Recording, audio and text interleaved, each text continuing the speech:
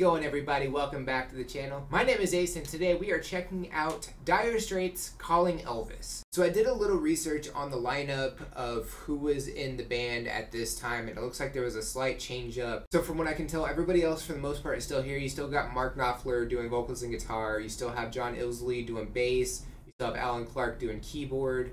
And then I guess everybody else here, you have Guy Fletcher on keyboard, Danny Cummings on percussion, Paul Franklin on steel guitar, Phil Palmer on rhythm guitar, Chris White on saxophone and flute, and then Chris Whitten on drums.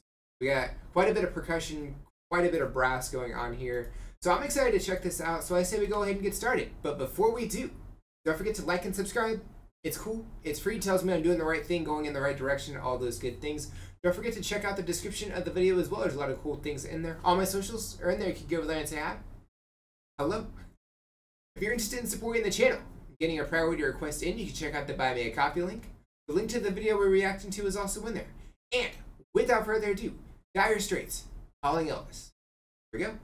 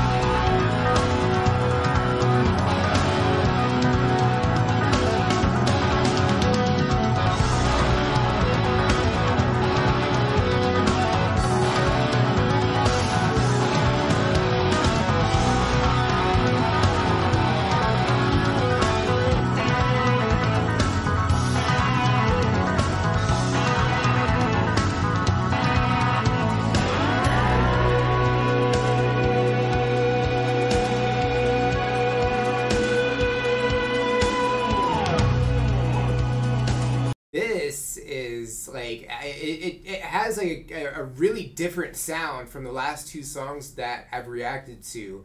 Like how Mark is playing, like he's still playing that same finger picking style that like a banjo plays, but it doesn't have that same sound during this one, and I think that's because there's a steel guitar, so that's kind of like, I guess in a way that the steel guitar kind of takes over that role of that sound. And Paul Franklin is doing a fantastic job with that. Like it's always fascinating watching somebody play a steel guitar, and all of it. Watching John Illsley just move, like he's just got such a vibe, and it's really cool seeing both percussionists like just playing like this. Like you have Chris who's like going all out on the drums, and then you have Danny Cummings also playing the percussion. Like it's just really cool, like seeing both of their different play styles here. All of the sound, it's a very constant sound. Like there's no changing tempo, there's no changing pitch or melody or anything like that. It's a very constant sound, and I think that's really awesome. Like some people might consider it a little repetitive. I don't think of that at all. Like I think it's fantastic. All the pieces are lined up here so well, and just just watching Mark's technique, like him holding the guitar like that, like it's just great watching it. And the crowd is massive. There's so many people there. Wow. I always love seeing large crowds. Like I always love seeing massive crowds, and I always love seeing like small venues with a small crowd. Like it's just you have like great elements from both. And here it's so epic. It's so awesome to check out. And I only saw like a brief glimpse of Alan and Guy both playing the keyboards, or at least I think that's who I saw.